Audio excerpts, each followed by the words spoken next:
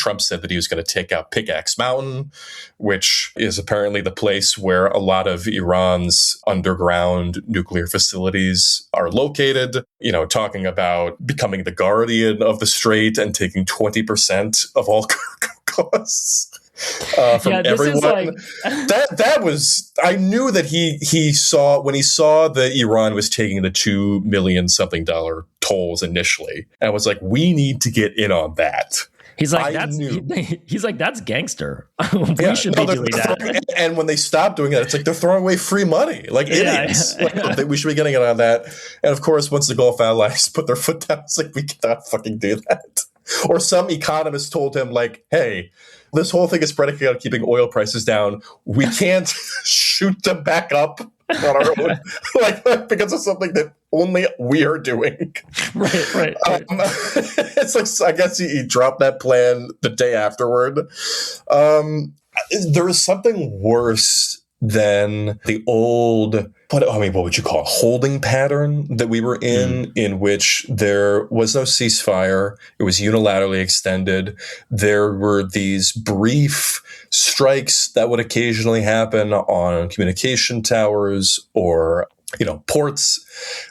And then there was the MOU. And now we are back to this where there is both an MOU with official conditions. There are constant daily strikes, now twice daily strikes, trading blows that do not seem to be moving anything in any particular direction, and one in which people are getting killed.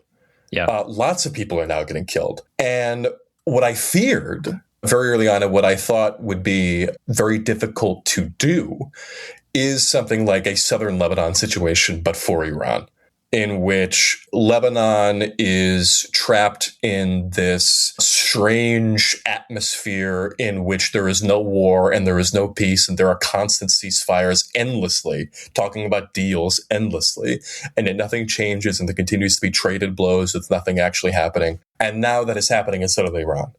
And I do not know, short of continuing the closure of the Strait of Hormuz, what is going to force a change in this kind of posture. That still escapes me at the moment. Yeah. So a couple of things. I mean, I think starting with Trump, right? We are seeing Trump in his classic panic mode, which is anytime he's stuck in a situation that he feels like he's being taken advantage of or he's losing kind of on the game board, he takes this mash buttons approach where he just starts spitting out all of these different options because he feels like it's a show of strength, even though it's very obviously a show of weakness. There's this Wall Street Journal reporting that they're contemplating a ground operation, also just increasing the air war, and then the strikes on Pickaxe Mountain, which I think it's worth saying for our listeners here. Pickaxe Mountain is purportedly a newer nuclear site in Iran, very close to Natanz in the Zagros Mountains. It's a newer site, so it's been built with newer technology. The reporting is that it is 100 meters of solid granite on top of it. Okay, so that is a football field length of solid granite. There's no way that the United States, given what they've tried in the past and what they've been able to accomplish, there is no way that the U.S. is going to do really much of anything except drop a shit ton of munitions for very little effect. Well, I remember they had been discussing a ground operation to take out Pickaxe Mountain during the initial stage of this war. Right. And then that went nowhere because that would have been maybe not as difficult as Esfahan, what they were planning there. But again, what you're talking about. Yeah.